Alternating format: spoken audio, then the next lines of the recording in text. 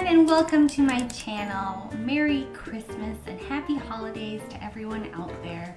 I'm a little late getting this started, but I wanted to do my November reading wrap up.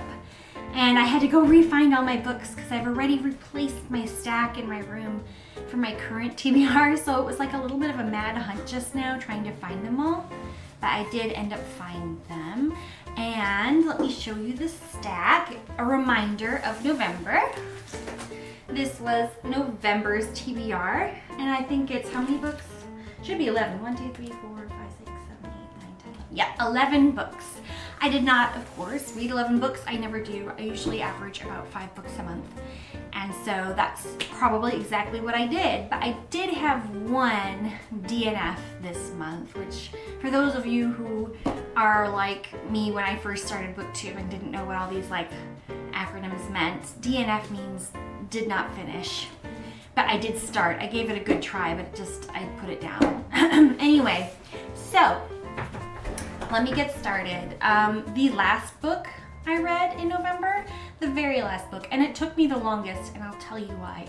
It's because it was right during Thanksgiving, and we went into this beautiful cabin, and we had a wonderful family Christmas there, and it was really beautiful. And I thought in my heart, we're gonna go to this cabin, and I'm gonna sit on the deck, and there's gonna be a beautiful view, and it'll be all the fall colors, and I will read my book peacefully, and it'll be amazing.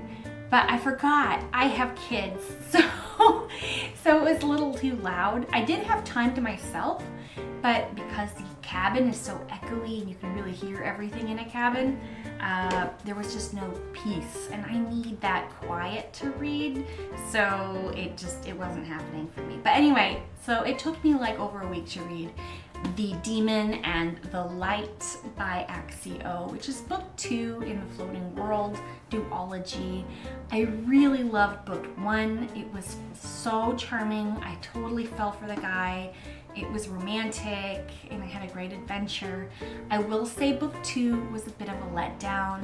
It felt a little bit cheesy at times. Maybe the romance just didn't hit for me. It was kind of this fluffy stuff, I don't know, and everything felt like it fell into place a little too conveniently. Maybe the book was rushed, maybe not. I'm sorry if you loved it. I did not enjoy the sequel's end. I mean, the ending was fine, like everything wrapped up the way it should. I didn't like the writing of this book. I felt like some things were forced and some things were rushed and some things were just too fluffy. So it was kind of a bummer because the first book was so good. But I'm still gonna keep it on my shelf because I really have great memories of that first book. And so if a child of mine later in the future wants to pick up this book series and read it, I want them to be able to finish it with the ending. So there's that book. Okay, the next book on my stack is The Whisperwicks, The Labyrinth of the Lost and Found. Or not The Lost and Found, just Of Lost and Found. This is by Jordan Lees, and I love this book. I did read it. It was a really good middle grade. It was a little bit eerie and creepy at times, especially in the beginning. There was a really kind of spooky, creepy part that kind of gave me the heebie-jeebies, but in a good way.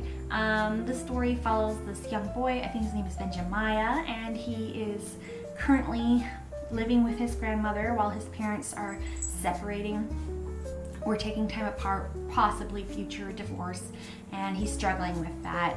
He receives a gift in the mail, and this gift happens to be a very strange little doll. This doll, though, he doesn't know it right away, is a magical doll, and it transforms into different creatures like a monkey or a bird or whatever, and it causes some mischief for him. And when he realizes this and tries to tell people about it, they don't believe him. They think he's just going through some things of his parents' divorce. Anyway, this doll leads him to a magical world where he ends up kind of trapped. It's like a labyrinth type world where people can't really find their way around. So there's like a very short distance where people can stay, you know, their own little tiny communities. If they wander outside of that, they may never find their way back. There's some other stuff going on. It's got a little mystery, and it's a really good book. There is a quote in the book. I don't know if reading the quote would spoil anything, so I'm not going to read the quote to you, but I did mark it So it had a really touching quote on the bottom there. Maybe if I alter it just a little bit so it doesn't spoil anything. Aren't you too old for children's books? Says someone. And the other person says, I'm too old for many things, but the day I'm too old for children's books will be a very dark day indeed. And I like that because I felt like that resonated with me. I know a lot of booktubers are into reading only adult novels, and you know, I'm not that person. I have a child's heart. I love reading a good middle grade and a good YA mixed in with my adult fiction. So I highly recommend this for people who, maybe older children or people who want a little bit of a spookier middle grade. It's good. The next book on my stack is The Shadow Throne. This was another middle grade. I did not read it this time around, which is a bummer because I really want to push myself through these series I've been stuck in the middle of, but my mind I'm a mood reader, I guess, and I just pick up whatever I'm craving. But I do look forward to reading this in the future, so I haven't given up on the series. I still really like it. And for those of you who don't know, that's Jennifer A. Nielsen's Ascendance series or something. I can't remember if that's the real name of her series, but it starts with The False Prince, and I've mentioned it several times in different videos because it is a very good middle grade. I like that middle grade even more than Whisperwind. It was fantastic. Okay, next book on my stack, I have Soul of the Sword, and I did read Soul of the Sword. This is book 2 in the Shadow the Fox trilogy by Julie Kagawa. I love this series. I will say book 1 was better for me because it's, oh, there's my alarm, hold on. I'll just take that and put it there. It says take my vitamins, so hopefully I don't forget. Anyway, Soul of the Sword, yes. I like book 1 more because it gave you more of that initial world building that always comes with a book 1, and you get, you know, people get to meet each other for the first time, which I really love. Also in book 2, the two main kind of love interests of the story are separated for most of the book. So I didn't get any of my, well, I didn't say any, but I didn't get as much of that romantic kind of fun stuff that I like to read sometimes. I will say it has a really awesome ending. I really liked it, and I'm super excited about book 3. And overall, it was still very good. It was a really fun book to read, so I highly recommend this series. Okay, next on the stack, I have Wicked, and people are gonna hate me. I've never seen Wicked, the musical or the movie. I have no excuse. It sounds like something I'd love. I love musicals. I like the story of the Yellow Brick Road. Gosh, my brain is farting right now. But anyway, you know what I mean. Wizard of Oz. I love the Wizard of Oz story. I like the idea of getting it through her perspective or whatever. But I've read some reviews about this book, and they say this book is terrible. I mean, I don't want to judge a book until I read it myself, but some people really hate this book and they think it's just abysmal, and they say you shouldn't read it, you should only watch the movie or watch the musical. And I was like, I mean, yeah, but I like reading things first, so even if it's bad, then I'll be happily surprised when I watch the movie, I guess. But anyway, I didn't read it. I blew it off because I was like, I guess, anticipating a bad read, and I didn't want that in the moment. So I need to get that out of my head and just be like, just give it a try. Or maybe one of these months, I'm gonna do a month of reading all the books I think I'm gonna hate or trying to read them, and then I can DNF a bunch if I need to and just make some more shelf space for myself on my bookshelves. That would probably be a good idea, but it might be a really upsetting reading month if I don't get a single good book. I'd be really disappointed. Okay, I put it down. Next on my stack, I have This Thing Between Us. It was a horror novel I was going to read. I did not. I have only ever read one horror novel, and that was It by Stephen King. I'd love to give the genre another go because I feel like it wasn't really scary. It was more creepy and disturbing, mostly disturbing.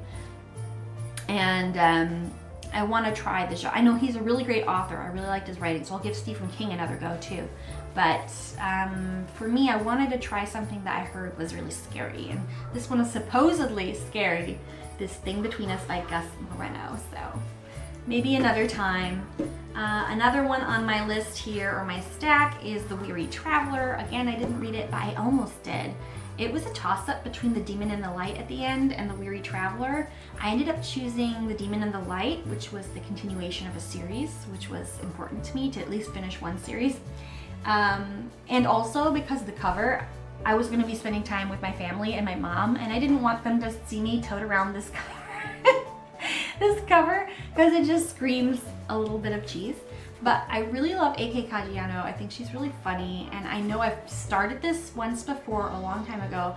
I really enjoyed what I read. Like, it was funny and it was interesting. So I will definitely still keep this around, but I'm not getting rid of you. Next on my list, I started this book and DNF'd it. It was terrible. Personally, that was my opinion. Sorry if I offended someone, but I really didn't like this book. The romance was too fast for me. It wasn't really romance, it was just lust, and it was really in your face, and it was really right away. Like, I had this little start, and it's like, okay, cool. There's like, they went to a beach house, they found a body. Exciting. It was like maybe 1 or 2 chapters. And then 3rd chapter, they meet each other, and immediately in their minds, they're like spicing it up. And it was too much. It was way too much.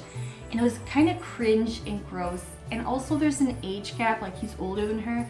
And he like comments on that, like, oh, she's a little bit, oh, ooh.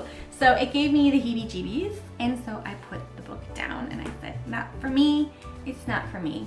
Okay, so then, well, not then, the first book I read in November was Nobody's Girl by Virginia Roberts Giuffre. I wanted to read this book to get her perspective on things, because I know that in the news and the media, everyone puts words in people's mouths and they kind of push a certain narrative on a person, and I didn't want that. I wanted to hear her perspective of it, and also to kind of keep an open mind, like what she was going through, all these things were happening, and like what made her make certain decisions and stuff. And I have to say, this book is devastating. It is, you know, not for the faint of heart. If you have any kind of trigger warning things, don't read this book. It's really, really sad and really disgusting in some parts, because her childhood is a childhood no one on the planet should ever have. I'm glad I read it. I'm not going to keep it around because it's depressing. I'm going to let it go into a free library somewhere, and then someone else can pick it up if they're interested as well, because I know buying a new hardcover is not for everyone, but I think that her message should be spread around, like her story should be told. And I'm really sorry for all the events that happened in her life. I'm sorry that she ended up taking her own life. And in this book, it kind of references that moment and kind of shows you how she led up to that, which is really sad too. Another book here on my stack that I wanted to read and didn't. In fact, this is probably the #1 book I wanted to read and didn't, which is always what I do. I don't know why I do that, is A Song to Drown Rivers by Anne Leung. I've been told by Jamie Falk on her channel how good this book is, and other people have read it and really liked it, and I know it's my cup of tea. Like, I love a good Asian fantasy romance. It sounds really good, but I didn't read it, and I'm sad that I didn't read it, but maybe next time. Also, look at this cover. It's so pretty. Every time I show it, I'm excited to show it. Anyway, the last book on my stack for November I did read, and I loved it. And not everybody loved this book, but I did. I really liked it. I always like T. Kingfisher's writing, Hemlock and Silver. And just like before, though, there's something about it. I don't know what it is.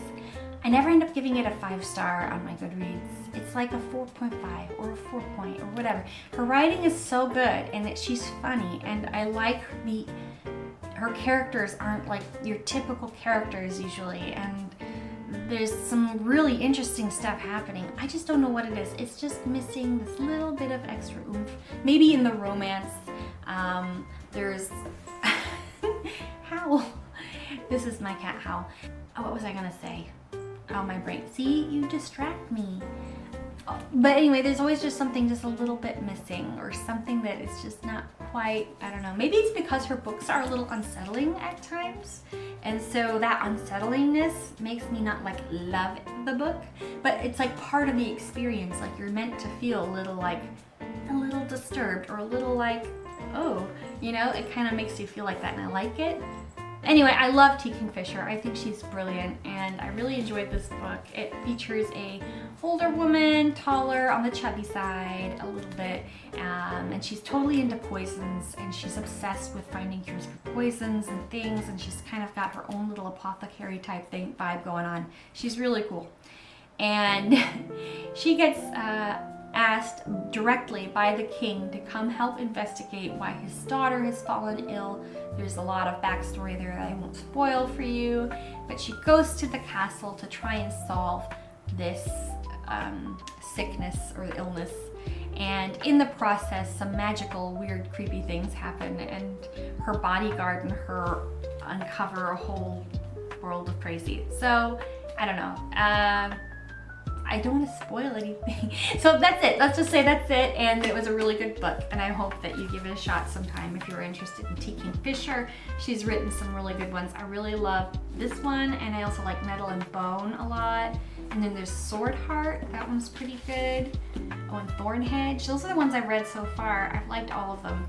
So good on her. But anyway, that's my November reading wrap up. I'm sorry for making it so late. I was really overwhelmed and busy this last couple of weeks here trying to get Christmas sorted.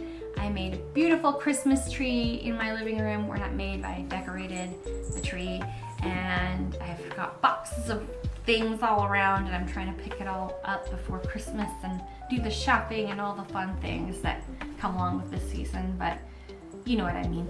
Or maybe you don't know what I mean. I'm just rambling at this point because I'm tired.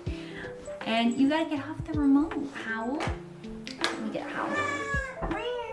This is Howl, and he is a baby. And he talks a lot. He says, "Don't hold me like that, Mom." Okay, have a good day. Have a good Christmas. Have a good everything. I hope I can put one more video out there this month. My goal was to try and do more than just 2 videos a month. I think that would be a really fun thing to try next year if I don't get around to it this month. Even though right now it's Bookmas, and all the booktubers are doing these really great videos of them doing book shopping or book hauls, or they're doing like top 10 lists or my favorite books of 2025, you know, and all that jazz. And maybe I'll get around to that. We'll see. I hope you have a great day. I probably said that 50 times. Bye.